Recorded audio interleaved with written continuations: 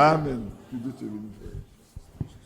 Le vieux frère Adjei, c'est un très vieux frère avec qui on a coopéré longtemps à Bangourou. C'est vrai. Souvent, il y a des gens qui restent dans l'ombre, on ne les connaît pas bien. Mais c'est un très vieux frère d'Abangourou. Il était avec le frère Eugène. Eugène est décédé. Avant de poursuivre, je voudrais présenter les excuses. Yapi devait venir pour faire le pain. Il a été bloqué par les jeunes gens, les autres enfants ici, avec des questions. Quand il se rendait compte, il était 16h moins 5. Le temps de quitter ici pour arriver là-bas, il était déjà plus de 16h16.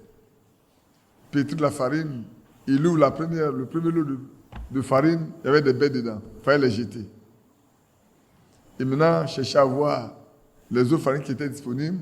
Bon, il en a trouvé. Et il a pétri, il a mis au feu quand on est arrivé. Je ne peux pas le laisser pour venir non plus. J'ai dû rester avec lui pour qu'on finisse complètement. Avant qu'on arrive là, il a en train de se changer pour venir. Pardonnez ce grand retard. Ça fait près d'1 heure et plus de retard. Ça fait à peu près 1 heure de retard. Ça fait déjà 18h03. Pardonnez. Que Dieu vous bénisse. Vous savez, le temps aussi, il est encore jour. On va passer peut-être 1 heure, 1 heure et demie d'exhortation avant qu'il ne se fasse soit qu'on puisse faire la Sainte Seine. C'est le souper du Seigneur. Donc ça se prend la nuit, ça ne se prend pas le jour. Avant, quand on ne savait pas, on faisait la Sainte Seine après de 16 heures. Au début du message, ici même à Abidjan, on prenait la Sainte Seine, quand on a eu la musique encore, pour la Sainte Seine, après de 16 heures, jusqu'à ce qu'on découvre qu'il faut le faire la nuit. Et puis, quand on a commencé à faire la nuit, au veillée, on dit qu'il ne faut pas que minuit passe. Il faut se précipiter pour faire la veillée, pour faire la Sainte Seine avant minuit. C'est en continuant de lire les brochures, les brochures du frère Branham qu'on s'est rendu compte qu'on peut même commencer la Sainte Seine à partir de minuit, pas la Sainte Seine à partir de minuit. Donc, vous voyez, la connaissance a grandi. On a grandi avec la connaissance, par sa grâce. Donc, parlant de mon frère Adjei, c'est un très vieux frère qui a travaillé avec les jeunes à Bangourou. Je parlais de Gênes, qui n'est plus de ce monde. Il est rentré dans la gloire. Et Gênes, il était un déima. On était étudiants ensemble. Et puis il était déima. Et puis un jour, on s'est croisés. Et on a discuté de la parole de Dieu ensemble. Et vers la fin, il a fallu qu'on se lasse un défi, lui et moi. On s'est fixé une date où on devait se rencontrer à nouveau. Je lui ai dit, si son Dieu est plus que mon Dieu, j'abandonne ce que je sais et je viens servir son Dieu. Si ce n'est pas le cas, il doit venir adorer mon Dieu. C'est dur, hein, de mettre sa foi en jeu. Vous comprenez, non? Et puis, moi, je sais qui je sais. Et ça, c'est important, frère, de savoir qui vous servez, avec qui vous marchez. Parce que quand vous mettez votre foi en jeu, ça ne vous dira rien. Parce que vous savez qu'il va répondre. Donc, le jour arrivant, la veille, Eugène s'est trompé, il n'est pas se coucher très tôt. Vers minuit, sa femme l'a réveillé, mais toi, tu as un défi avec quelqu'un, et puis tu dors jusqu'à cette heure-ci. Il faut te lever pour prier. Parce que demain, vous allez vous rencontrer. Chacun de vous doit dire ce que son Dieu lui a dit. Eugène s'est mis à prier. Moi, en ce temps-là, je dormais. Je n'ai pas de prière particulière à faire. J'ai confié le plan à mon Dieu, j'attendais simplement. Je sais qu'Eugène allait venir adorer mon Dieu. Donc, il dort, il prie, puis ça s'endort. Et quand il s'est endormi, vous savez ce qui va se passer? Dieu lui donne de faire un songe. Dans le songe, toute la tête est bouleversée. Le monde entier courait partout. Les abeilles poussaient tout le monde partout. Et il court, il arrive là, dans un espace, je suis arrêté tranquille. Les abeilles passent, ils ne me touchent pas. Et puis, Il court jusqu'à arriver à mon niveau, il s'arrête. Il dit, viens t'arrêter à côté de moi. Il s'arrête à côté de moi, toutes les abeilles passent. Il poursuit tout le monde et puis le ciel s'ouvre devant lui et on entend un cantique. Il chante, il apprend le cantique, il le chante jusqu'à ce qu'il se réveille. Et il raconte son songe à sa femme. Je suis au 2e étage, lui le 3e au-dessus de moi. Corentin est dans un autre bâtiment. Quand il s'est levé, il a dépassé mon niveau. Il est pas dans l'autre bâtiment, surtout Corentin. Pour aller raconter son songe à Corentin.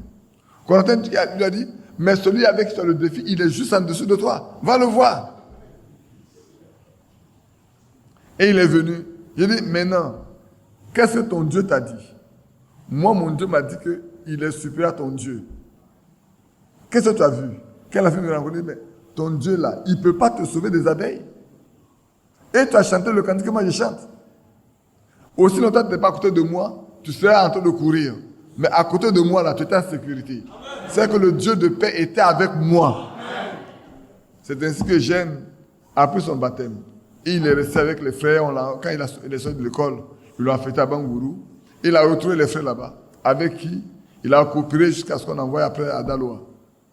Frère, c'est comme ça que moi j'ai rencontré ce frère-là.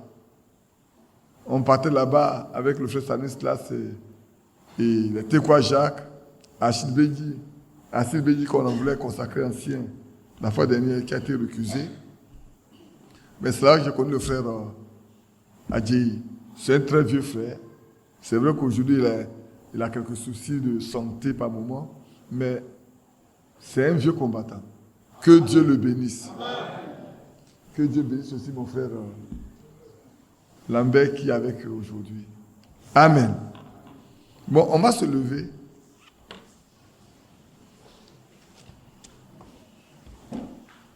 Peut-être je vais faire chanter un tout petit cantique que je voulais.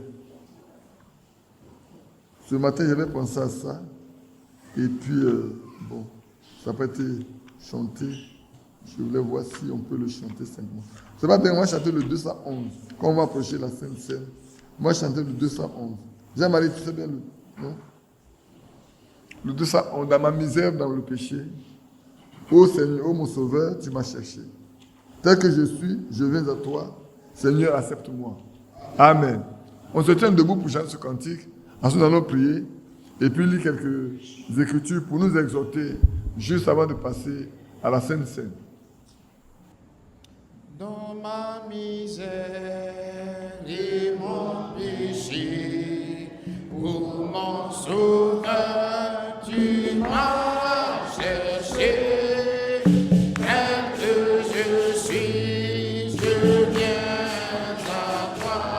Seigneur, accepte. Tel que je suis, tel que je suis, je viens.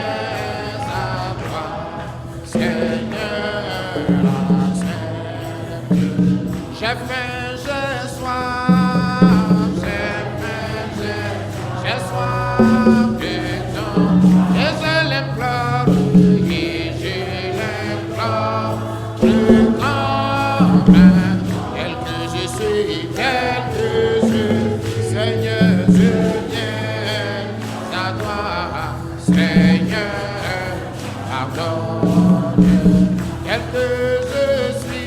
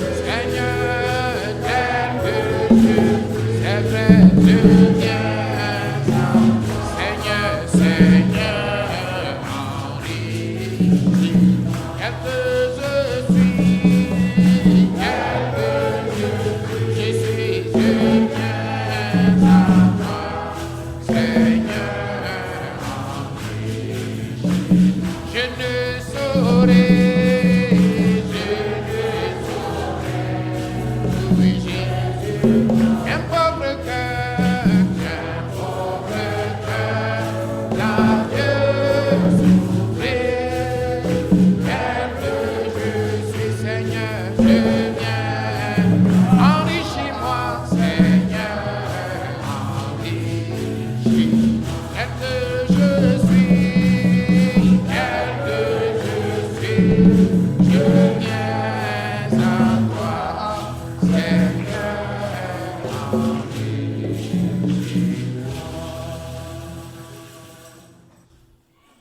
Bien-aimé Père Céleste, c'est vrai, c'est un cantique, mais c'est une prière que nous t'adressons. Tel que nous sommes, nous venons à toi. Il n'y a rien de beau en nous. Toi seul peux nous transformer. Toi seul peux nous changer. Toi seul peux nous rendre justes et droits devant toi. Voilà pourquoi, à cet instant précis, nous voulons seulement que tu prennes chacun dans tes mains pour nous laver, pour nous purifier, pour nous sanctifier et pour nous remplir de ton esprit. Afin que nos cœurs lassés, fatigués que nous t'offrons, tu puisses les enrichir de toutes les bénédictions que tu nous as réservées dans les cieux. Accorde-le, alors que nous allons approcher ta parole. Ouvre-la pour chacun de nous. Qu'elle puisse pénétrer nos cœurs, nous édifier et nous préparer pour aller à ta rencontre. Au nom de Jésus-Christ. Amen. Que Dieu vous bénisse. On va prendre... Asseyez-vous. Vous êtes fatigué. On va prendre le livre de Romains. Vous allez me dire, c'est Romains seulement qu'on a vu aujourd'hui. Oui, on va prendre un peu, on va parler un peu de Romains. Le livre de Romains au chapitre 13.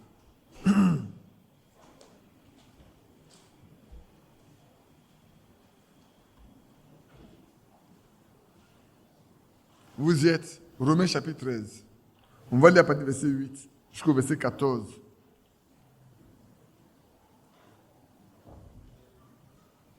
Romains chapitre 13, du verset 8 au verset 14. Je lis. Ne devez rien à personne, si ce n'est de vous aimer les uns les autres. Car celui qui aime les autres accomplit la loi. En effet, les commandements, tu ne commettras point d'adultère, tu ne tueras point, tu ne déobéiras point, tu ne convoiteras point. Et ce qu'il peut encore y avoir se résume dans cette parole, tu aimeras ton prochain comme toi-même. Cela importe d'autant plus que vous savez en quel temps nous sommes. C'est l'heure de vous réveiller en fin du sommeil. Car maintenant, le salut est plus proche de nous que lorsque nous avons cru. La nuit est avancée, le jour approche. Dépouillons-nous donc des œuvres des ténèbres et revêtons les âmes de la lumière. Marchons honnêtement, comme en plein jour, loin des orgies, de l'ivrognerie, de la luxure et de la débauche, des querelles et des jalousies. Mais revêtez-vous du Seigneur Jésus-Christ et n'ayez pas soin de la chair pour en satisfaire les convoitises. Amen. Bien-aimés, voilà la lettre, une partie de la lettre que Paul, depuis cette manière, il a adressée aux gens qui sont à Rome, aux croyants qui sont à Rome. Celui qui a lu ce livre peut savoir comment l'apôtre Paul a commencé sa lettre aux Romains. Je peux commencer un peu avec le premier chapitre pour faire voir pourquoi ce que Paul a écrit ici est important. Paul, serviteur de Jésus-Christ, appelé à être apôtre, mis à part pour annoncer l'évangile de Dieu. Évangile qui avait été promis auparavant de la part de Dieu par ses prophètes dans les Saintes Écritures. Il concerne son fils né de la postérité de David selon la chair, déclaré fils de Dieu avec puissance selon l'esprit de sainteté, par sa résurrection d'entre les morts, Jésus-Christ notre Seigneur. Par lui, nous avons reçu la grâce et l'apostolat pour amener à son nom, à l'obéissance de la foi, tous les païens. Amen. Voilà ce que l'apôtre Paul déclare, qu'il a reçu de Dieu l'apostolat pour amener à la foi, à l'obéissance de la foi, tous ceux qui sont des gentils. Et nous sommes des gentils. Nous sommes de ce groupe-là. pour qui Dieu a mis un homme à part pour venir nous annoncer l'évangile, la bonne nouvelle. L'évangile, c'est la bonne nouvelle. La bonne nouvelle du salut. Vous savez, habituellement, quand on annonce une bonne nouvelle à quelqu'un, ça change complètement tout dans la maison. Quand un enfant est reçu à son bac, mais les parents sont tellement heureux. C'est pas vrai? Alors, quand quelqu'un arrive, habituellement, on veut offrir un mouton, on veut offrir un poulet, on veut acheter un ordinateur, on veut acheter un portable maintenant pour les enfants. Parce que tout le monde est heureux. Il est passé pendant 12 mois de difficultés d'études dures avec les professeurs souvent qu'on ne comprend pas ou qui ne comprennent pas les enfants. Et quand, à la fin de l'année, on dit qu'il a le bac, maintenant peut-être le bac n'est pas comme le bac d'avant. Avant, quand on dit les candidats approchés, on doit proclamer les résultats, les candidats reculent. Pourtant, ils ont quitté la maison pour venir prendre les résultats. On dit candidat approché, les candidats reculent. Parce que personne ne veut entendre qu'il a échoué. Vous savez pourquoi? Parce qu'avant, quand quelqu'un qui a le bac, il est devenu un homme mûr. Il va être indépendant. Il va avoir une bourse. Il va rentrer à l'université et tout lui est offert. Il a tout gratuitement.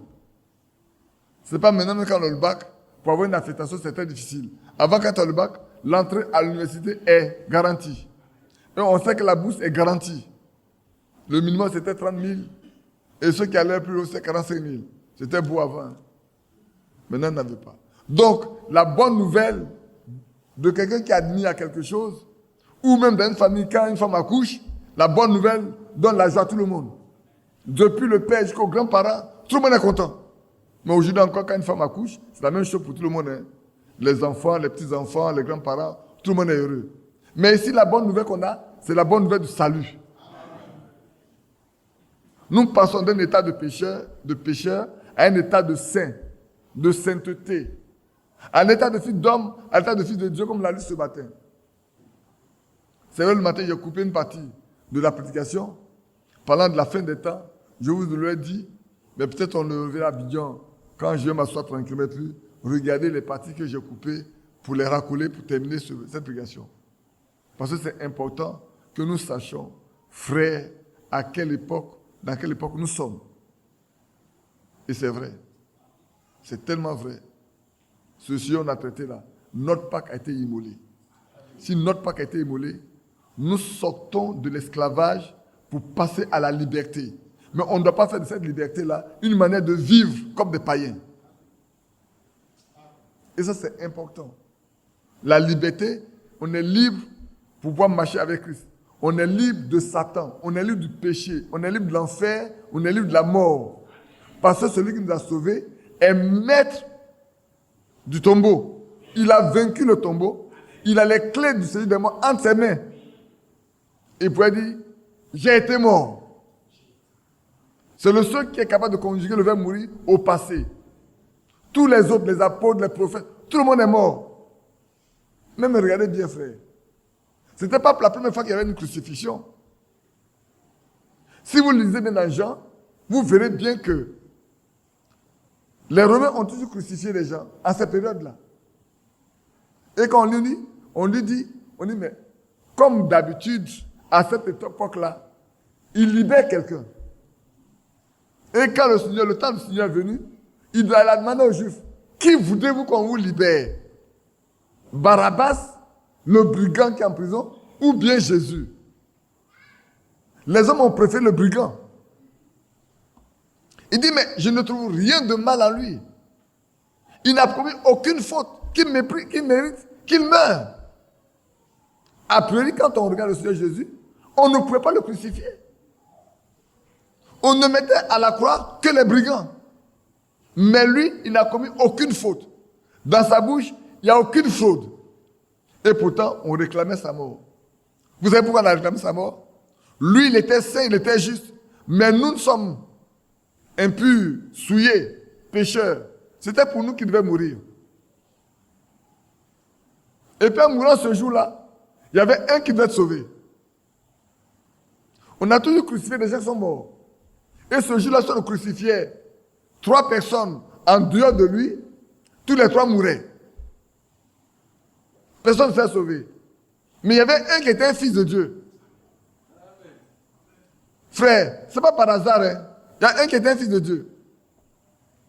Et celui-là, il s'est retrouvé à la croix ce jour-là avec Jésus. Vous savez ce qui s'est passé? Oh, ils pouvaient tous accuser Jésus, insulter Jésus, parler mal de Jésus. C'est vrai, vous excusez, je n'ai pas mis mon téléphone sous comment j'appelle ça, sous mode avion. Je savais que ça va, on m'appelait depuis ma montre, je sais. Mais c'était resté dans le sac. Excusez-moi. Donc, arrêtez le vôtre également pour ne pas qu'on nous dérangeons les uns les autres. Donc, ceux qui n'ont pas mis leur téléphone sous répondeur ou sous mode avion, qui veulent bien le faire, moi, excusez-moi, pour n'avoir pas fait cela auparavant, avant de courir. Dans ce jour-là, il y a un qui s'est retrouvé là, à la croix. Et quand le moment est venu, il a été le seul à avoir reconnu que Jésus est juste, qu'il est le Fils de Dieu, il est le Sauveur du monde. Il peut lui dire, souviens-toi de moi quand tu viendras dans ton règne. C'est merveilleux. Hein? Au moment où il devait mourir, au moment où il n'y a plus d'espoir pour lui, Dieu crée une voie. Une voie que personne ne peut barrer. Un chemin que personne ne peut corrompre. Il dit, souviens-toi de moi quand tu viendras de la... Il dit, ce soir même, tu seras avec moi au paradis. Ce n'est pas une chance. Hein? C'est un prédestiné. Il est prédestiné à la vie. C'est pas que j'ai envie de dire, frère, aussi longtemps que quelqu'un vit, ne dites pas qu'il est perdu. Aussi longtemps qu'un être humain est vivant, ne dites pas que cet homme est perdu. Vous ne connaissez pas sa destinée. Frère, il peut vivre mal jusqu'à la fin. Mais sachez, s'il est destiné à la vie, il acceptera son sauveur. Même son lit de mort, il acceptera son sauveur. Comme ce brigand à la croix, c'était son lit de mort. Il n'y avait rien à faire pour lui. Aucun homme ne peut le sauver. Mais Dieu peut le sauver. Et il lui a promis que ce soir, c'est pour ça que quand vous regardez, frère, au moment où le Seigneur mourait, les deux autres brigands n'étaient pas encore morts. Quand le Seigneur est mort, les deux autres brigands ne sont pas morts. Quand on a constaté, on dit Jésus est mort. Même Pilate était surpris qu'il soit vite mort. Alors, pour s'assurer, vraiment, une écriture va s'accomplir. On va prendre une lance pour percer son côté. Parce que David a dit, ils ont percé mon côté. Il fallait que cette écriture aussi soit accomplie. On ne peut pas briser ses os. Alors qu'à l'heure, on a brisé les os des deux autres brigands. Mais lui, ses os ne doivent pas être brisés. On ne peut que percer son côté. Et quand on a percé son côté, qu'est-ce qui est sorti? L'eau et le sang. Alléluia. Quand une femme doit accoucher, c'est l'eau, ensuite le sang. Et il y a la vie. Et par là, la vie nous a été transmise. Qu'on soit sauvés. Et ce brigand à la croix, c'est pour lui. Il fallait que le Seigneur meure avant lui. Pour que le sang coule. Et que ses péchés soient effacés. À cause de sa confession. Il a reconnu son sauveur à la croix. Lui, brigand, frère. Donc, aussi longtemps qu'un être humain, une femme, un homme, un enfant vit, prions pour lui. Espérons en Dieu qu'il se donnera à Christ. Qui vivra avec lui, qui vivra pour lui. Et c'est important. Donc l'apôtre Paul nous dit, au verset 7 dit, car je n'ai pas honte de l'évangile. C'est la puissance de Dieu pour le salut de quiconque croit, du juif premièrement et du grec. Parce qu'en lui est révélée la justice de Dieu par la foi et pour la foi. Selon qu'il est écrit, le juste vivra par sa foi. Frère, la foi vient de ce qu'on entend et ce qu'on entend vient de la parole de Christ. En revenant à notre passage, maintenant, Paul nous dit, vous les bien-aimés, prenons garde de ne devoir rien à personne. Je dis bien rien. Si ce n'est que de nous aimer les uns les autres. Aujourd'hui, beaucoup prennent plaisir à prendre des habits à crédit, à emprunter de l'argent, et ne jamais se soucier de rembourser ça. Même quand la sœur ou le frère en parle, ça devient des problèmes de litige entre les deux. Cependant, celui qui lit les Écritures doit savoir que ici, il est dit, vous ne devez rien, vous ne devez devoir rien à personne. À personne. Pas entre les frères seulement, même aux hommes du monde. On ne doit rien devoir à qui que ce soit, frère. Le temps est arrivé où nous devons mettre de l'ordre. Si tu n'as pas les moyens de payer, va voir ton frère. Peut-être tu as signé un moratoire avec lui pour le payer morceau par morceau. Alors Dieu saura l'engagement de ton cœur. Tu n'as pas les moyens, tu sais, tu vas payer petit à petit. Alors Dieu sait que vous êtes sincère. Si tu n'as pas les moyens de payer quelque chose, il ne faut pas par imitation vouloir à tout prix avoir ce que tu ne peux pas avoir. Je m'explique très clairement. Aujourd'hui, au moins je peux aller chez Jean-Marie ou aller chez n'importe qui, je vois qu'il a de beaux meubles, de ceci. Je vais aller m'endetter, frère. Oh, j'ai un problème là. J'ai besoin de tel montant de francs. Je vais te rembourser. Pourtant, je sais que je n'ai pas de ressources à venir. Pourtant, je sais que je n'ai pas un lieu où je vais avoir de l'argent pour venir rembourser. Mais comme j'ai la convoitise à moi, je vais aller chez lui, je vais prendre de l'argent. Et quand le mois vient pour réclamer de l'argent, ça devient des histoires. Je vais donner un exemple simple. Je vais citer le nom de la personne. Qui connaît le frère Cramo? Qui a chose à Zopé? Le frère Cramo était un jeune étudiant.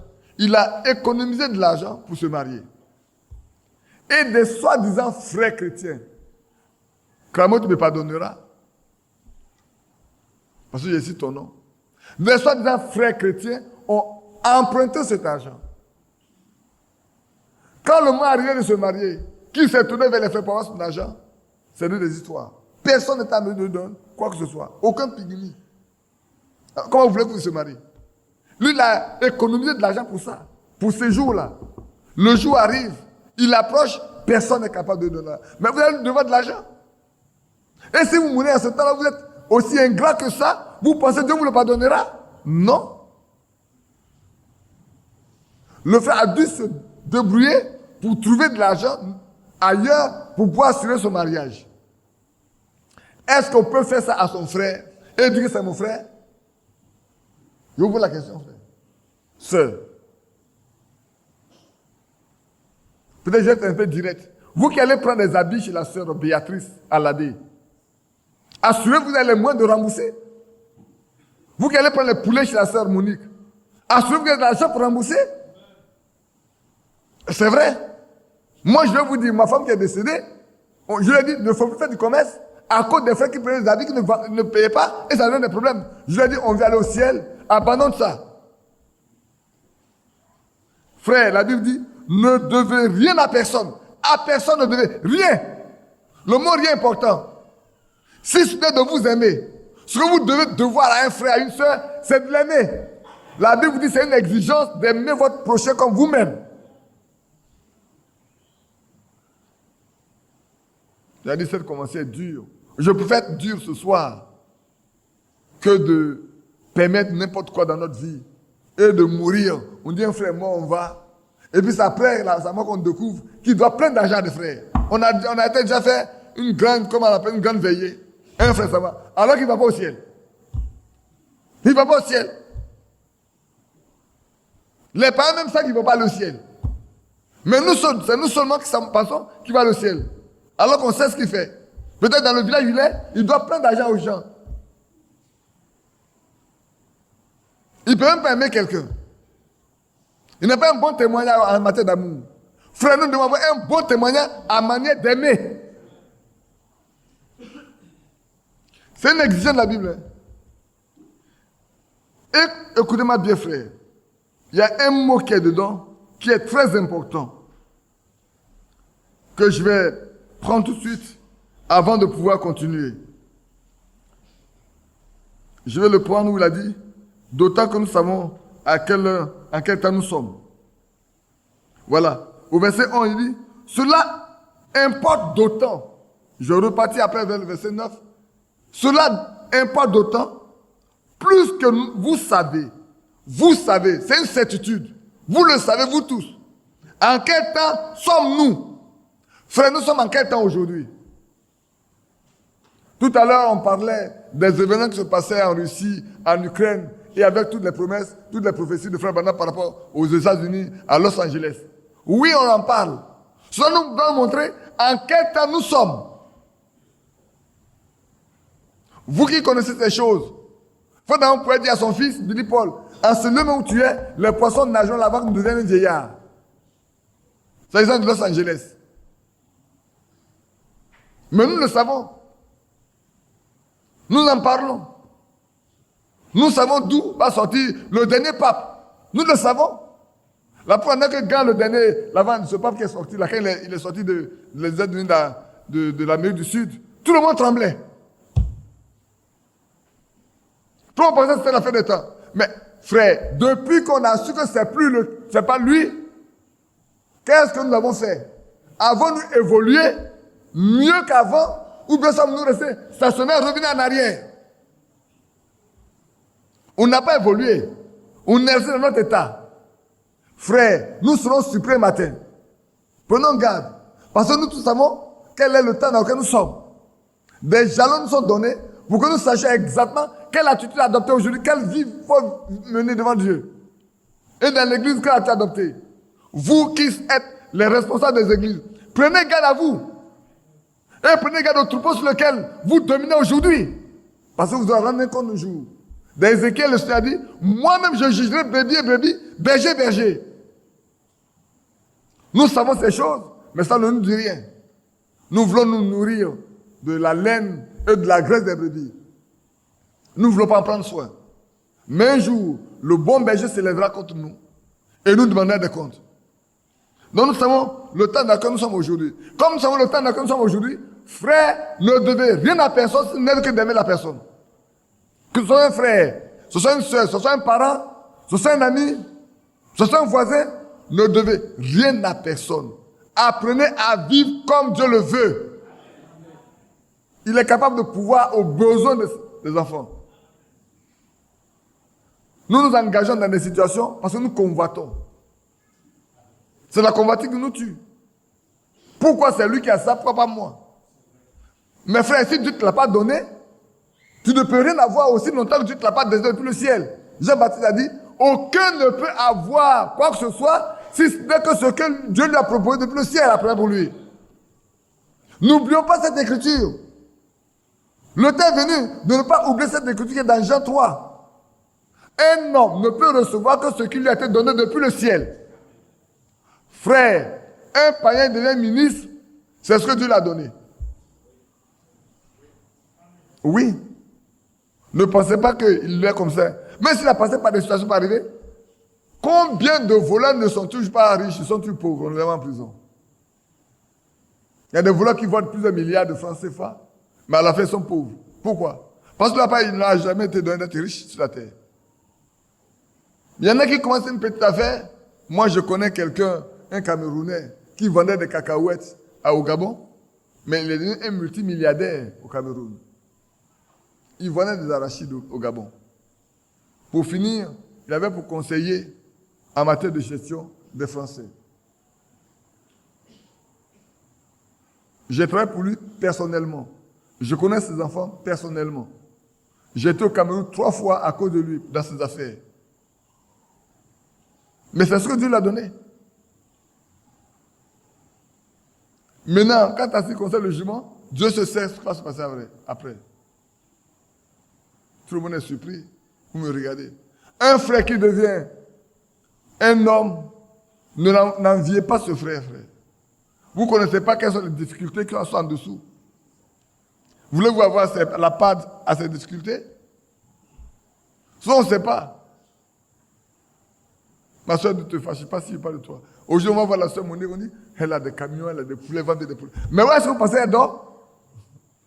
Voulez-vous partager ses souffrances? Moi, j'en connais. Ne regardez pas seulement les feuilles. Ne regardez pas seulement les feuilles et les fruits. Allez à la racine, vous allez voir qu'est-ce qu'il y a à la racine. Ah oui, frère. Comprenez bien ça. Ne devez rien à personne, si c'était de vous aimer les uns les autres. Priez plutôt pour elle. Ne voyez pas que l'abondance qu'elle a. Si vous regardez ça seulement, vous perdez votre temps. Il y a trop de difficultés en bas que vous ne connaissez pas. Ce Dieu sait. Mais c'est Dieu qui bénit. Si Dieu l'a béni, que vous voulez le voir, Dieu l'a béni. C'est pour lui. C'est pour elle plutôt. En effet, le commandement, tu ne commettras point d'adultère. Tu ne tueras point. Tu ne déberas point. Aujourd'hui, si on dit, frère, oh, encore il y en a qui commettent l'adultère tout un temps dans l'église. Il ne peut pas s'empêcher de commettre l'adultère. C'est la vie. Ils n'ont jamais été nés de nouveau. Ils ont toujours vécu ici. Frère, écoutez-moi bien. Souvent, les gens pensent que ça, en étant marié, qu'on peut être stabilisé. C'est faux. C'est en étant croyant qu'on peut être stabilisé. Il y a des gens qui sont dans l'église, ils ont une femme, mais ils en ont plusieurs dans la rue. Moi, j'en ai connu. Pourquoi? Parce qu'ils n'ont jamais expérimenté la même naissance. Tu ne tueras point. Oh là là. On va dire, moi, je ne suis pas concerné par ça. Moi, je n'ai jamais tué personne. On ne regarde au couteau ou à l'arme. Mais, allons dans Jérémie 9. Vous voulez aller avec moi dans Jérémie? Qui veut aller avec moi là-bas?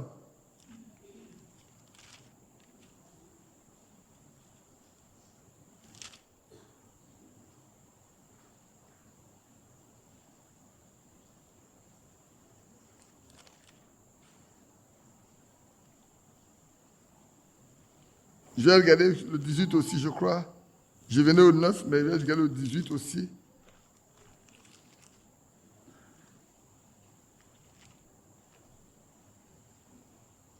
Regarde le chapitre 9.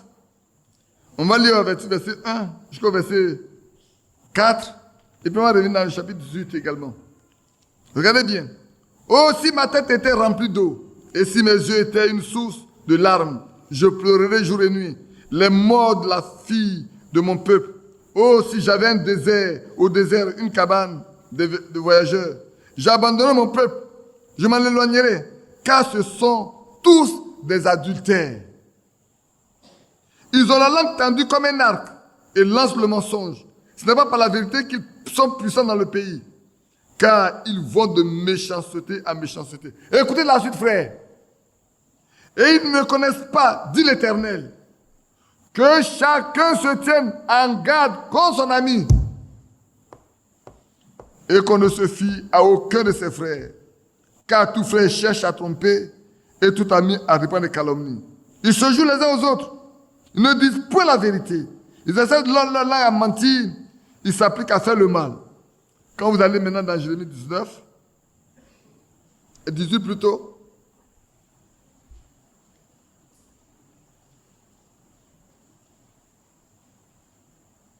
j'ai lu le verset 18, que vous connaissez bien. Et ils ont dit, venez, complotons contre Jérémie, car la loi ne périra pas faute de sacrificateur, ni le conseil faute de sage, ni la parole faute de prophète. Venez, tuons-le avec des épées. Ça est dans mon dos. C'est bien ça. Tuons-le avec la langue. Ne prenez pas garde à tous ces discours. Par vos langues, vous tuez. Aussi longtemps que vous me disiez, vous calomniez, vous tuez la notoriété, la réputation de vos frères et de vos sœurs. Et quand vous le faites, vous l'avez tué. Parce que physiquement il est vivant, mais moralement vous l'avez détruit. Psychologiquement vous l'avez détruit. Vous avez élevé autour de lui des ennemis. Des hommes qu'il aimait avant deviennent maintenant des hommes qui la haïssent. Et voilà ce que vous êtes. Quand ne pas tuer, ce n'est pas prendre une épée seulement. Ce n'est pas prendre un fusil. Veillez à nos langues. Jacques l'a dit. Veillons sur nos langues, frères. Jacques l'a dit. Il dit la langue se vend de beaucoup de choses. C'est de la GN dans le corps. Avec nos langues, nous parlons mal des uns des autres. Et avec la même langue, nous venons pour prier le Seigneur. Nous venons pour l'adorer, le chanter. Frère, comment voulez-vous que Dieu nous exauce? Répondez-moi.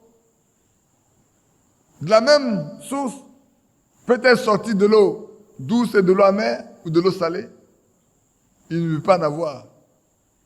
Aujourd'hui, on a pris le message comme une couverture, comme une religion, pour nous couvrir. On se cache derrière le mot message pour vivre n'importe comment, pour parler de la mauvaise manière, pour vivre n'importe la façon la plus mauvaise possible, tout en se disant du message. Tout à l'heure, il y a pu me demander, est-ce que tu n'as pas chassé des gens? Et moi, je n'ai chassé personne. Je ne fais que prêcher quelque chose qui est dans la Bible. Est-ce qu'au temps des apôtres, il y a quelqu'un qui a prêché en langue et puis un autre a interprété? Pourquoi notre temps, dans ce message-là, on peut prêcher en langue et puis quelqu'un veut interpréter? Quelle est la source? Ça vient de l'enfer. Ça n'a jamais trouvé sa source dans la Bible. Le matin, j'en ai parlé. Peut-être à mot couvert. Mais ceux qui comprennent ont bien compris. Nous voulons marcher avec ce que la Bible dit. Nous ne voulons pas créer des choses nouvelles. On continue. Tu ne devras point. Frère, le mot dérober ne volera point. Mais quand tu prends l'argent de ton frère que tu ne veux pas rendre là, tu es un voleur. Il y en a même qui volent Dieu, ils ne paient pas leur dîme. Il y a plein de voleurs dans l'église. Ils ne paient pas leur dîme. Aujourd'hui, on ne paye pas votre dîme, vous volez Dieu. C'est vrai. L'année où j'ai parlé de la dîme, où j'ai dit qu'on doit payer la dîme à partir du brut, il y a quelqu'un qui m'a écrit un sale mot depuis l'Europe. Il dit, mais Badi a orgueil, il doit s'humilier. Il ne dit nulle part qu'on doit payer la dîme à partir du brut. J'ai ri. J'ai compris seulement quelqu'un qui ne connaît pas sa Bible. Il fallait que je lui fasse un petit cours de mathématiques et de finances. Alors, j'ai pris la clé au tableau et j'ai démontré comment on doit payer la dîme sur le brut. Après, il a dit, mais il ne sait pas pourquoi il a posé cette question. Pourquoi il a écrit ce qu'il a écrit. Il y avait un autre esprit qui s'était saisi de lui. C'est tellement qu'on lui a tellement parlé de moi dans le mauvais sens que quand il m'a entendu parler de ça là, il a été pris. Mais quand l'Esprit de Dieu lui a démontré que ce qu'il croit là, ce qu'on lui a enseigné est faux, il s'est dit, mais qu'est-ce qu'il a poussé à écrire ce qu'il a écrit? Et a dit ce qu'il a dit. Dieu soit loué qu'il soit repenti. Qu'il ait reconnu son tort. Mais il y a des frères qui sont dans l'église qui volent. Ne payez pas avoir dîme sur le brut de votre salaire. C'est vrai dans les pays occidentaux, c'est toi qui vas déclarer tes impôts. On te paye ce que tu as là en entier. Et puis à la fin de l'année là, tu vas déclarer tes impôts. Et tu as payé ton impôt. Donc ton salaire, ton revenu c'est le brut. Le salaire c'est la part que tu donnes à l'État. Il y en a même, je vais vous dire une chose, là prenez le brut. Ils vont arriver au net. Mais pour arriver au net là, il y a les impôts de l'État, il y a sa sécurité sociale qu'il paye, soit à la CGRAE ou à la CNPS. Il y a souvent même les emprunts qu'il fait qu'on déduit directement sur son bulletin de salaire. Et puis après, il a un net. Et il pense que c'est ce net qu'il faut payer. Qui allait emprunter Dieu et puis on a coupé? C'est pas toi? Alors donc tu mets l'État au-dessus de Dieu. Tu mets ta sécurité sociale au-dessus de Dieu.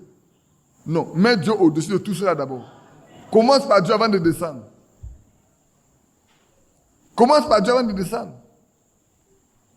Ce jour-là, j'ai dû prendre autant les salariés que les petites sociétés, les PME, les PMI et ainsi de suite.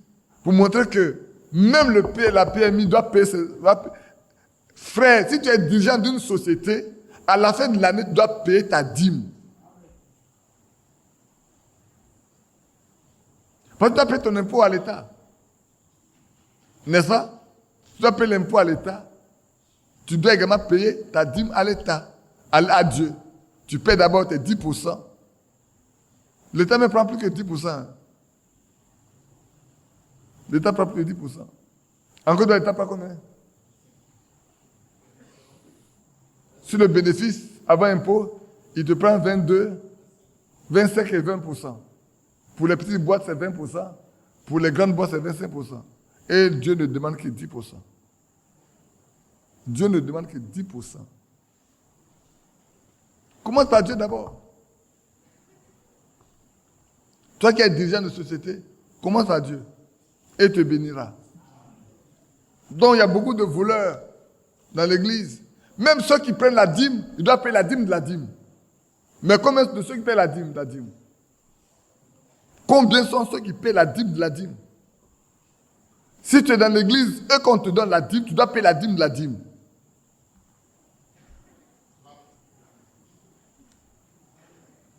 Je profite pour vous parler correctement. Vous devez payer, frère. Si vous recevez un don, vous devez payer la dîme du don que vous avez reçu. Et vous, les enfants qui recevez l'argent de poche, vous devez payer votre dîme sur votre argent de poche.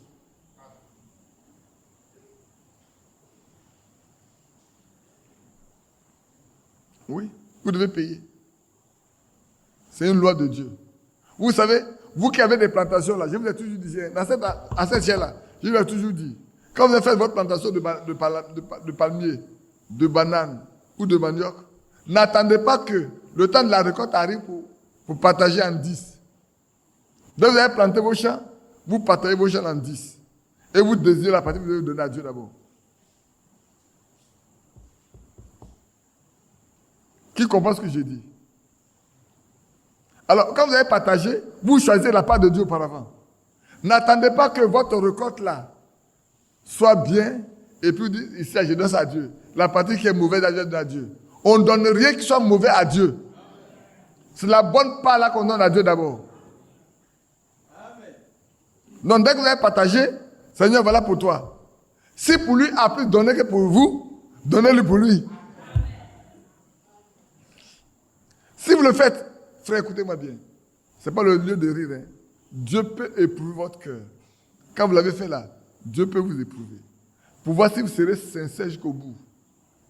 La première année, ça part un peu mieux donner que votre part.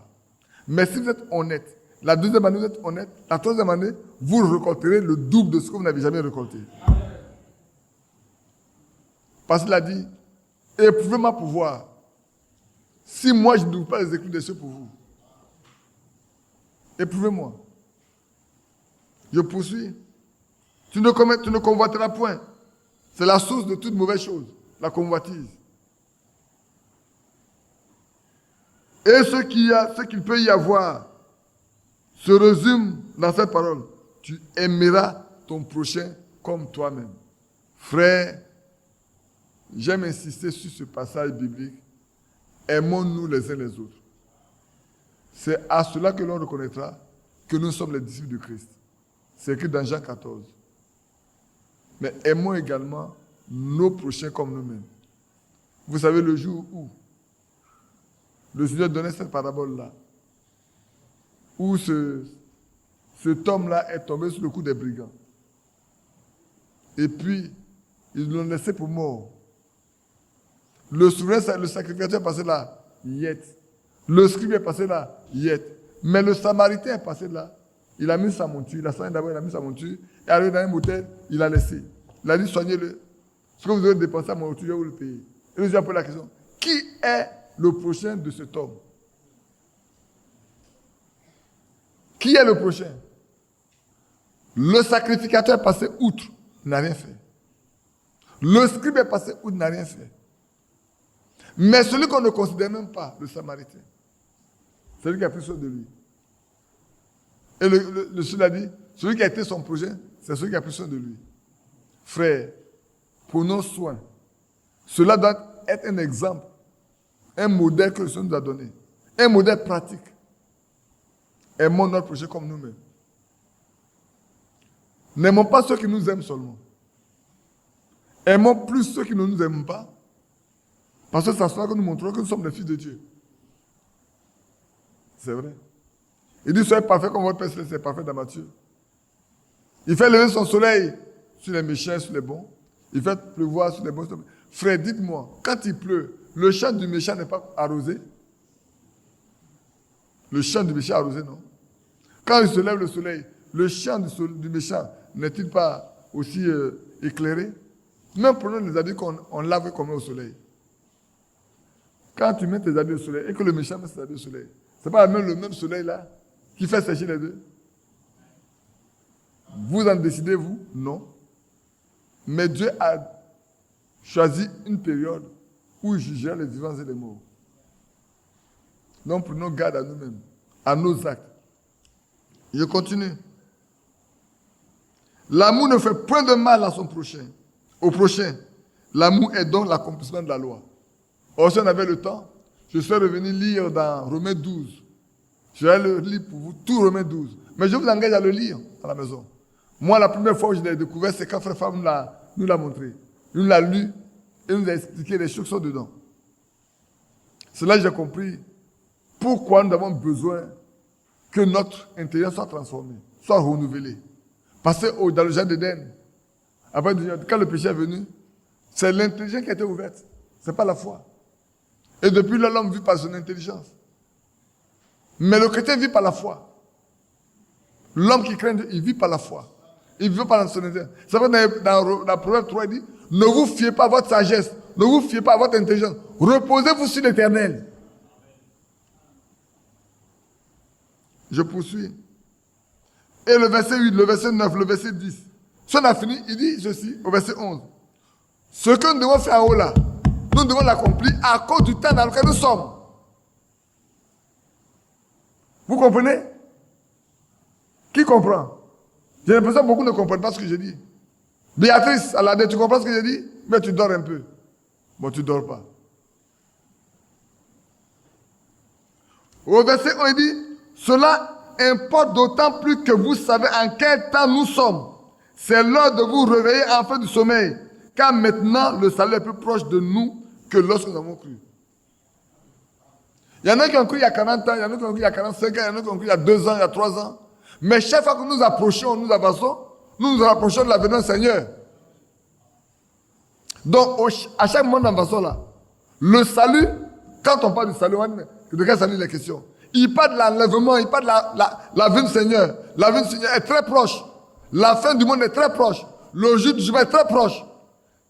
Quand tu fêtes un anniversaire, tu réduis le nombre de vies qui restent.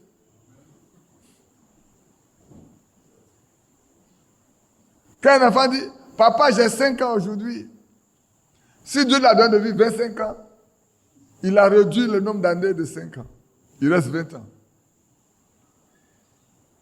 Et le jour de son départ est très proche. Nguesson, il faut te lever. Maintenant, il dit ton nom.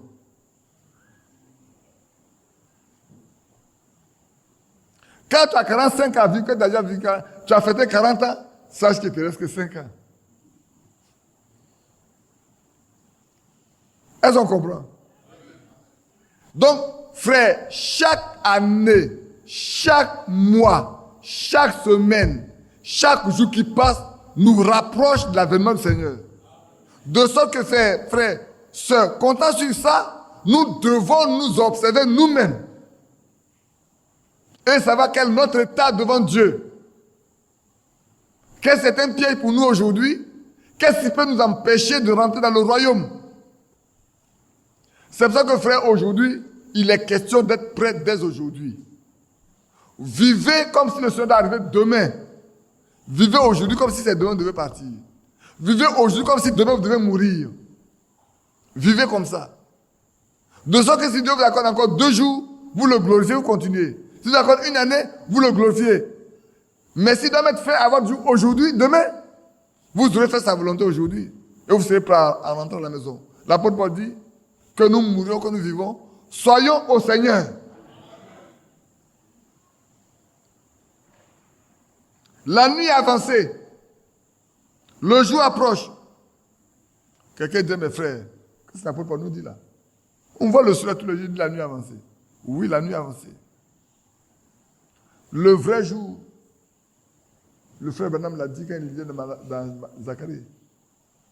Il dit, il ne se fait ni jour, ni nuit. Mais le temps arrive où la nuit apparaîtra. Si la nuit apparaît, le jour apparaît. La vraie lumière, c'est la parole de Dieu. Le vrai jour, c'est quand Dieu travaille.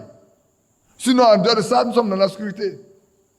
Et c'est vrai. Aujourd'hui, dans le message, quand on regarde la terre, frère, seuls ceux qui vivent dans la parole de Dieu vivent dans le jour. Les autres sont dans l'obscurité totale. Ils ne savent pas où ils vont. Vous devez le savoir. Aussi longtemps que vous ne marchez pas dans la parole de Dieu, vous vivez dans l'obscurité. Dépouillons-nous de toutes les œuvres sales, mauvaises, impures. Cela importe d'autant plus que nous savons en quel temps nous sommes. C'est l'heure de nous réveiller, je dis bien nous, de nous réveiller enfin du sommeil. Car maintenant le salut est plus proche de nous que lorsque nous l'avons cru. La nuit est avancée, le jour approche. Dépouillons-nous donc des œuvres des ténèbres. La convoitise, le vol, le mensonge, l'adultère, la calomnie, le mépris, la distinction entre les frères, entre les sœurs. On fait une différence entre les frères. Il ne doit pas y avoir de différence, frère, entre nous. On ne doit pas mettre une différence entre nous. Nous sommes frères. Nous sommes sœurs. Nous sommes des fils de Dieu.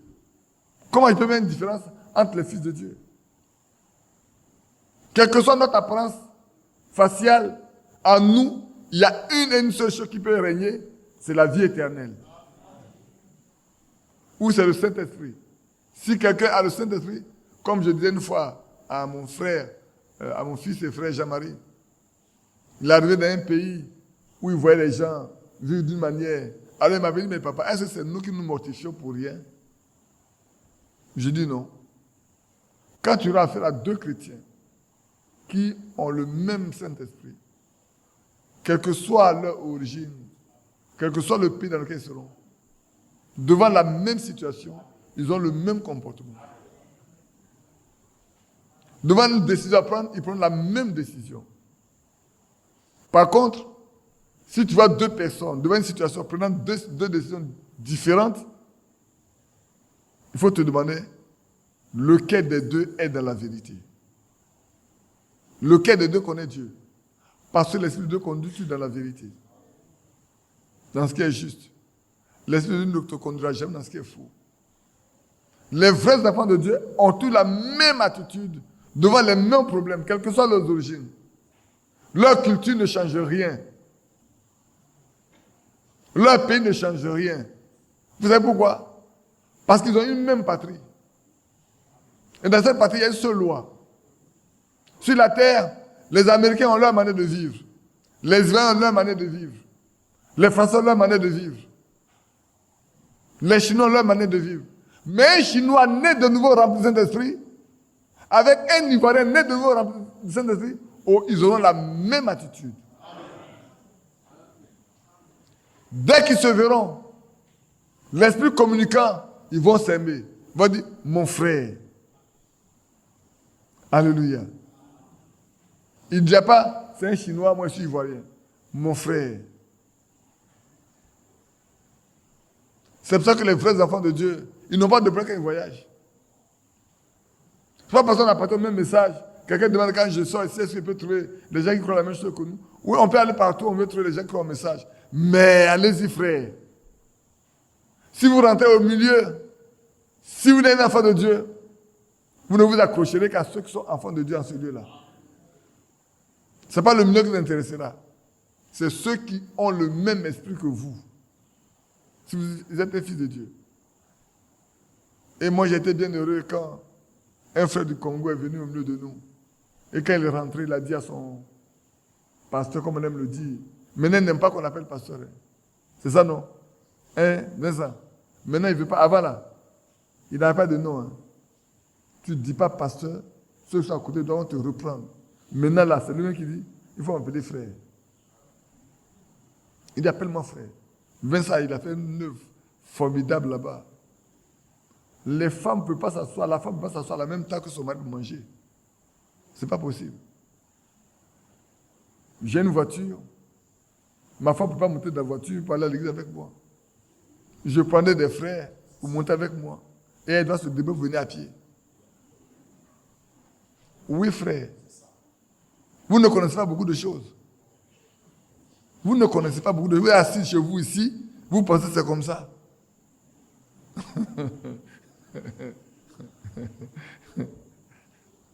Vous mettez un repas à table. Si vous voulez manger comme vous, les Français, vous mangez. Vous avez fait un premier service. Quand vous arrivez, la table est vide.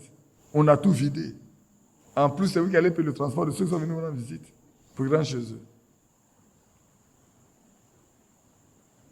C'est vrai. Donc, le temps est arrivé où frère? Alors, le frère est venu au milieu de nous. Quand il est rentré, il a dit, j'ai quitté. Je suis allé au milieu des anges. Quoi? Il dit, je suis allé au milieu des anges. Quand il a vu nos sœurs, continuez de vivre ainsi, mais surtout que l'amour soit entre vous. Je vous en supplie. Le véritable amour, non pas l'amour hypocrite. Frères, enfants, vous qui êtes mes enfants, je vous supplie, vivez une vie de sainteté, une vie d'honnêteté, une vie de pureté. Soyez transparents jusqu'au bout, comme du cristal. Soyez transparents comme du cristal. Qu'on ne puisse pas découvrir autre chose que ce que vous êtes en réalité. Ça fera trop mal. Moi, ça me fera mal si je découvre et n'est pas transparent. Soyez comme du cristal. Alors quand des gens viennent au milieu de vous dire, j'ai quitté au milieu des anges, ça fait du plaisir. Mais il faut que ça devienne la même chose. Quand un autre va venir, il se rend compte que ce qu'on lui a été dit là, c'est vrai. Vous savez, quand la reine de Séba est montée chez Salomon, on lui a parlé, on lui a raconté beaucoup de choses, n'est-ce pas? Mais quand elle-même y allait, elle dit, mais on ne m'a même pas raconté le tiers de ce que moi j'ai vu. Au point où elle n'a pas eu honte de déballer tout son trésor et de faire beaucoup de cadeaux à Salomon. Oui, frère. Regardez ce que la femme samaritaine, on pouvait de la prostituée, qui n'avait pas le droit d'aller au puits au moment des autres femmes vont au puits. Mais ce jour-là, la prostituée a apporté une bonne nouvelle. Et quand les gens sont venus dire, mais ce n'est pas à cause de ce que tu as dit. Nous-mêmes sommes partis, nous avons vu. Nous avons vu, c'est vrai. Nous avons entendu, nous avons compris. Frère, faites en sorte que quand quelqu'un d'autre est informé, quand il arrive au milieu de vous, il voit plus que ce qu'on lui a dit. Quand il arrive dans vos foyers, mes soeurs, qu'on dise que vous êtes des chrétiennes, que la personne arrive dans vos foyers, qu'il se rend compte que ce qu'on lui a dit là, c'est très peu de choses. Frère, vous également la même chose. Quand on arrive dans vos foyers, qu'on se rend compte qu'on a pris de viol là, c'est très peu de choses par rapport à ce que vous vivez en réalité. On a dû demander un jour à Sarah, chez votre pépé, est-ce que vous respirez même? Ceux qui sont chez moi à la maison là, est-ce qu'ils respirent? C'est aimé. Depuis que tu es dans cette maison, est-ce que tu respires ou tu as étouffé? Sarah lui a dit, viens à la maison. Quand il a la chair, il n'est pas pour nous. Mais quand il arrive à la maison, il est pour nous. Il vit la vie chrétienne avec nous. Donc on respire, on vit bien même. Mais il n'aime pas ce qui est mauvais. Il nous dit ça, c'est pas bon. On s'habille, avant de sortir, tu regardes, va changer. Tu vas changer. Quand tu as acheté, je n'ai pas vu. Mais quand tu as porté, j'ai vu. Ça ne ressemble pas à ce qu'une chrétienne doit porter. Vas-y. Il faut mettre ça de côté. Tu ne vas plus jamais porter. La fois donné, j'ai dit à ma petite fille, il ne faut pas t'habiller comme des sardines. Tu es collé comme ça là. Il faut cesser ça. Il faut porter quelque chose qui fait croire que tu es un peu grosse. On a la vie d'être mince, c'est vrai. Mais il ne faut pas. Hein? Ça, on va dire qu'il ne respire pas. Je préfère qu'il ne respire pas dans ce sens-là que d'aller en enfer.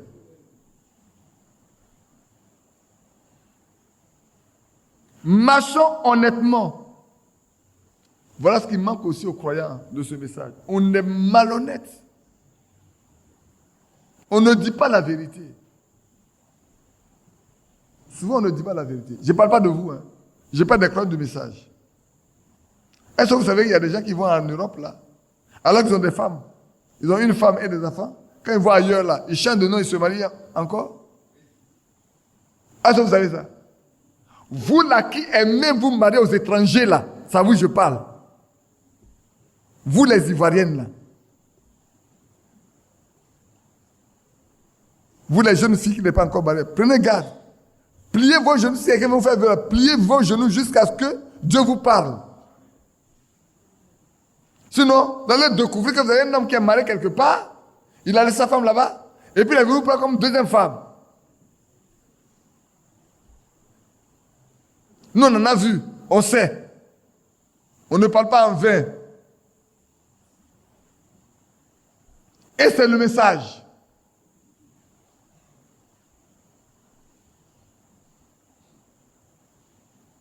Marchons honnêtement, comme en plein jour. Ah oui, c'est vrai. Quelqu'un qui marche en plein jour, tous ses mouvements sont vus. Est-ce que c'est faux? Richard, si toi et moi on marche en plein jour, tu peux me faire un croc à jambe? Non, tu seras vu. Mais dans l'obscurité, il peut faire un croc à jambe, puis non, c'est pas lui qui a fait. Mais en plein jour, tous les actes que vous posez sont bien vus par tout le monde. Aujourd'hui, la boisson a rempli le message. Voilà pourquoi ici, ce qui est écrit ici est important. Comme en plein jour, loin des orgies, loin de l'ivrognerie, de la luxure et de la débauche, des querelles et des jalousies. Dans ce message-là, il y a beaucoup de jalousie. Hein. Quand Dieu a donné une chose à un frère, on dit, mais pourquoi c'est à lui que Dieu a donné? C'est vrai. Et les gens embrigadent les croyants. Moi, une année, j'ai dû couper avec un frère. Vous savez pourquoi? Parce que, pour moi, c'est un frère, c'est un ami. Et quand il m'appelle, je dis, bon, tu salues l'assemblée, tu salues le frère, tant. Et un jour, le frère lui dit, mais pourquoi c'est pas toi qui pars pour nous saluer? C'est pas moi. Et puis le frère se répercute à moi, il me dit, frère, désormais, il ne faut pas m'appeler pour saluer l'église, il faut appeler telle personne. J'ai dit, votre histoire de pastoral là, pastoral là, moi je ne suis pas dedans. Si maintenant tu ne veux pas, je t'appelle, je ne t'appellerai plus jamais. Mais je n'appellerai personne. On ne peut pas m'obliger à appeler quelqu'un pour saluer l'église. C'est toi que j'appelle. Si tu peux transmettre, tu ne peux pas transmettre, tu laisses ça tomber. Tu laisses ça tomber. Et j'ai coupé avec lui pendant 5 ans. Je ne l'ai plus jamais appelé. Mais quand je ne l'ai plus jamais appelé, vous savez ce qui s'est passé? C'est lui-même qui veut que je l'appelle pour saluer là. Il a commencé par les accuser de sorcellerie. Au point d'accuser la femme de ce frère comme sorcière. Et elle a pleuré, elle a dit, mais qu'est-ce que le frère nous a fait pour qu'on coupe avec lui? Quel mal a-t-il fait? Il a dit à son mari, il faut appeler le frère. Mais on leur a montré de toutes les couleurs maintenant. Seulement il se réveille. Je lui ai dit, les histoires de pasteur là, il n'y a pas ça dans la Bible. C'est un ministère. Ce n'est pas un chef d'église. Un pasteur n'est pas un chef d'église. Partout où on établit des hommes pasteurs comme chef d'église, c'est de la religion. C'est des dominateurs. Ils n'ont pas de vie. C'est un tombeau vide, il n'y a que la mort dedans. Observez bien dans nos églises là, où on est à pasteur, c'est vide. Il n'y a pas de vie. Le pasteur, la scène, il fait pas de ce ministère, non? De la parole, non? Il fait pas de ce ministère de la parole. Est-ce que Dieu l'a isolé à part? Non. Dans Ephésiens 4, il l'a mis là-bas. Qui ont droit à la perfection, qui doit mener l'église à la perfection? Pour que les saints puissent exercer le ministère de l'édification. On a fait maintenant un titre. Les gens n'en connaissent pas l'origine. Les prêtres de l'église catholique aient des prêtres. Il a fallu que l'église, les protestants aient des pasteurs pour faire la différence. Voilà. Maintenant, on a des pastoresses maintenant aussi.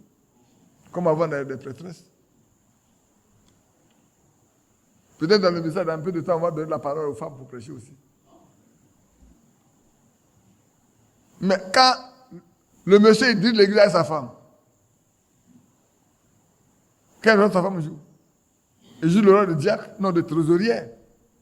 Dans l'église, non. Parce que c'est elle qui va ramasser l'argent qu'on a mis dans la boîte. Elle arrive à l'enseignant qui compte, qui fait le poids à son mari, et puis ils assurent le charge avec ça. Les autres n'ont pas droit.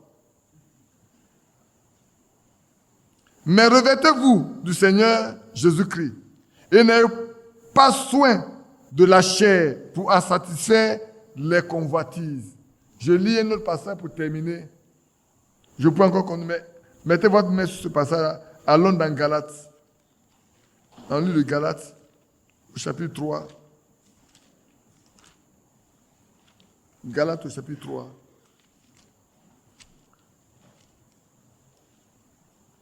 Verset 26 et verset 27. Jusqu'au verset 29. Car vous êtes tous fils de Dieu par la foi en Jésus-Christ. Vous tous qui avez été baptisés en Christ, vous avez revêtu Christ. Alléluia. Frère, c'est une affirmation qui est très forte. Mais c'est une réalité pour les vrais croyants. Tous ceux qui ont été baptisés en Jésus-Christ, ils ont pour vêtement Christ. Ils ont revêtu Christ. Quand on les voit comme des petits Christ. Parce qu'ils vivent comme Christ. Ils parlent comme Christ. Ils marchent comme Christ. Ils se comportent comme Christ. Est-ce que c'est ce que nous sommes aujourd'hui? Je poursuis. Il n'y a plus de juifs. Écoutez bien, frère. Tout à l'heure, je vous ai dit que un Chinois avec un Ivoirien, s'ils sont des chrétiens, remplissent de ce qu'ils se rencontrent là, c'est mon frère. Il n'y a pas de différenciation. C'est faux? Est-ce qu'il y a une différence? Non, c'est mon frère. La couleur de la peau ne change rien. C'est l'esprit qui vivifie, qui est dedans, qui fait quelque chose. Il n'y a plus ni juif, ni grec. Il n'y a plus ni esclave, ni libre. Il n'y a plus homme, ni femme. Car tous, vous êtes un en Jésus-Christ. Et le Seigneur l'a dit dans Jean 17. Nous devons être un. Comme lui et le Père sont un, et nous devons être un en eux. Il y a une unité entre nous. Il y a une unité avec Christ. Il doit l'avoir. Frère, il doit y avoir une unité entre nous. Pour que nous soyons un avec Christ, il faut d'abord que nous soyons un entre nous. Aussi, nous ne sommes pas un entre nous, on ne peut pas l'être en Christ. Nous vivons de division, nous vivons de jalousie, on ne peut pas être un. De convoiter, on ne peut pas être un. C'est quand ces choses sortiront de nous, alors nous pourrons vivre l'unité. Mais c'est maintenant, frère, que nous devons chercher à vivre une unité. Comme l'homme dans son foyer et sa femme doivent vivre l'unité, ainsi, frère, nous devons vivre l'unité. Regardez bien au premier âge, on dit qu'ils étaient une âme, un cœur. Ils étaient près de 5000. Mais ils étaient une âme, un cœur. Comment est-ce qu'il peut y avoir des histoires entre eux? Est-ce qu'une âme peut se combattre? Un cœur peut se battre avec une autre? Non, c'est le même cœur, c'est la même âme. Nous devons être un cœur, nous devons être une âme. Frère, aujourd'hui, nous devons être un. Le temps est venu où nous devons être un. Si on ne peut pas être un, c'est pas sûr qu'on le soit avec Christ. Et si on n'a pas été avec Christ, il n'est pas possible que nous participions à l'enlèvement. Je reviendrai plus tard sur les conditions de participer à l'enlèvement. Les conditions à remplir pour passer à l'enlèvement. Je reviens là-dessus. J'en parlerai. Parce que c'est le temps où nous devons, frère, savoir toutes choses. Parce que le temps est très proche. Il n'y a plus assez de temps. Le temps est trop court. Que Dieu nous donne d'avoir tout ce qu'il nous faut pour que le Seigneur soit prêt. Ce n'est pas pour remplir nos têtes. Ce n'est pas pour avoir de la connaissance. C'est pour pouvoir vivre ce que nous vivons, nous comprenons. Et si vous êtes en Christ, vous êtes donc la descendance d'Abraham, héritier selon la promesse. Alléluia.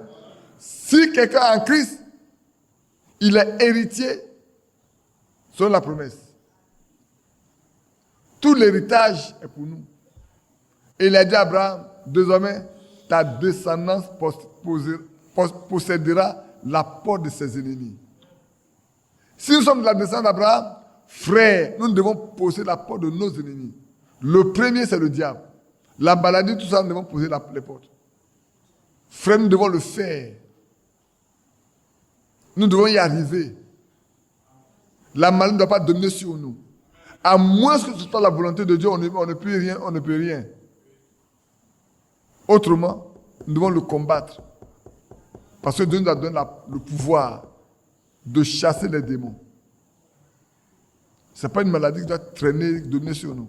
Comme la fois dernière, je lisais ce passage de Frère Branham dit, vous les sœurs qui avez 47 ans au moins, ne regardez pas la voix ménopause. Dites, c'est du démon. Dites, par Jésus-Christ, par sa méthode, je suis guéri. Ah oui. Quand Dieu a créé la femme au début, avant le péché, la ménopause n'existait pas. C'est le péché qui amène la ménopause. Et le péché vient de Satan. Toutes les maladies viennent du diable. Alors, opposons-nous au diable. Exerçons notre foi. Prenons possession des portes de nos ennemis. Ils sont nombreux. Descendants d'Abraham, héritiers de toutes les promesses. Nous avons toutes les promesses, mais nous vivons dans la pauvreté. Notre compte est garni, mais on n'est pas capable de tirer ce chèque là-dessus. Pourquoi? Parce que nous manquons de foi. C'est vrai. C'est comme une voiture qui est là. Elle est tout à fait en ordre. Mais on n'a pas d'argent pour payer le carburant pour le mettre dedans. Pour que la puissance se mette en marche. Pour que la propulsion se mette en marche, que vous pouvez conduire votre voiture.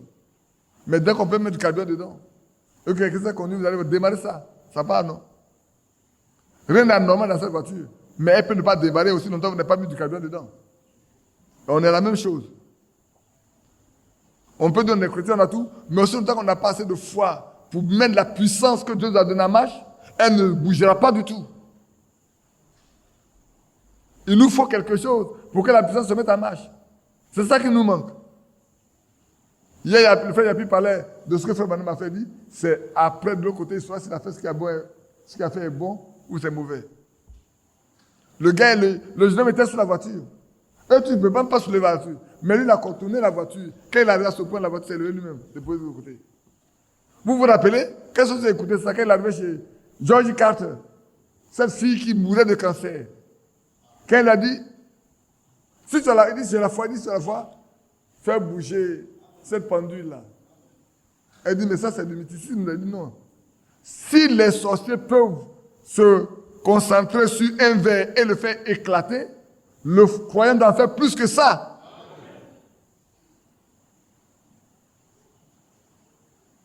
Oui. Oh là là. Ne doute pas, crois. Tu l'auras. Ma fille, ne doute pas, crois. C'est à toi que je parle. Lève-toi. Je te regarde, tu me regardes. Lève-toi. C'est pas toi. Non, c'est pas toi. Juste derrière elle. Lève-toi. Tu es qui? Toi, oui. Qui tu es? Je te vois pas très bien, mais je te vois d'ici. C'est Judith, non? Mais crois. Et tu rentreras avec ça. Crois simplement. Crois. Et tu rentreras avec ça.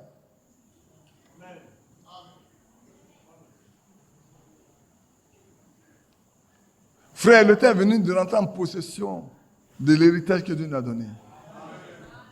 Le moment est venu, frère. Oh, je ne sais pas ce qui se passe, vous ne savez pas ce que je vis actuellement. Je ne sais pas si je vis dans une attention normale, naturelle. Je ne sais pas. Mais il y a quelque chose qui se passe dans mon cœur que je ne peux pas vous décrire. Frère, le temps est venu maintenant de rentrer en possession de tout notre héritage. Le diable ne peut pas prendre quoi que ce soit de nous. Dieu nous a tout donné librement. Par ses maîtrisures, nous sommes guéris.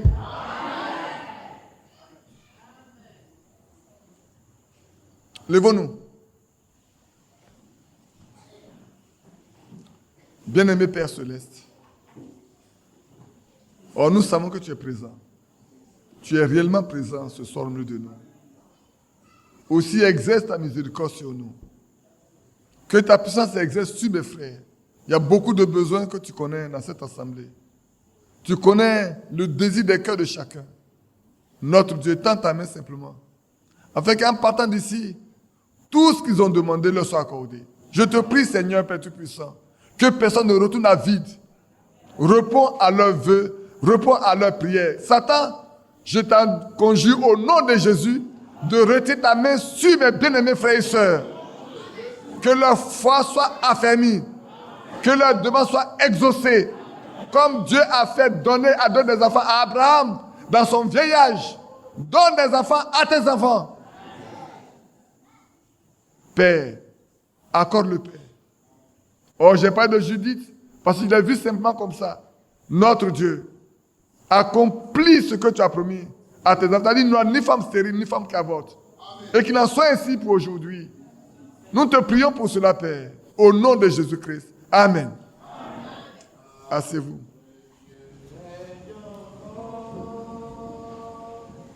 Jamais son amour descendant, le vent se déchaîne, nos cœurs sont en peine, mais Dieu nous conduit jusqu'au roi. Notre Dieu règne encore. Est-ce que c'est vrai qu'il règne encore? Vous pouvez vous lever. Jamais son amour descend. Adorons-le. Ce qui nous promet reste vrai pour jamais. Pour notre Dieu règne.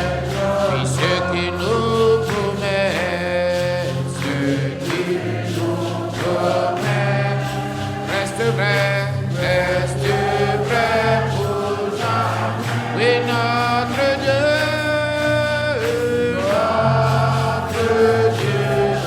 oui, notre Dieu règne encore. Oui, il règne encore. Et jamais son amour ne s'endort. Jamais son amour ne s'endort. Oh oui, le vent se déchaîne. Nos cœurs sont en peine, mais Dieu nous conduit jusqu'au bout. Et notre Dieu règne encore, il règne encore, jamais son amour, ce qu'il nous promet, ce qu'il nous promet, reste vrai pour notre Dieu,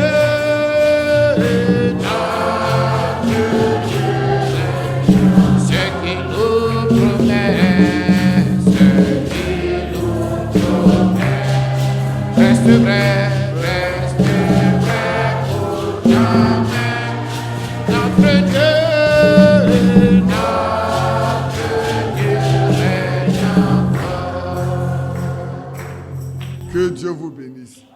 On va passer à la Sainte Seine. Comme l'été, asseyez-vous. Asseyez-vous. On va passer à la Sainte Seine rapidement. Il est déjà 19h30. Je lis dans Corinthiens.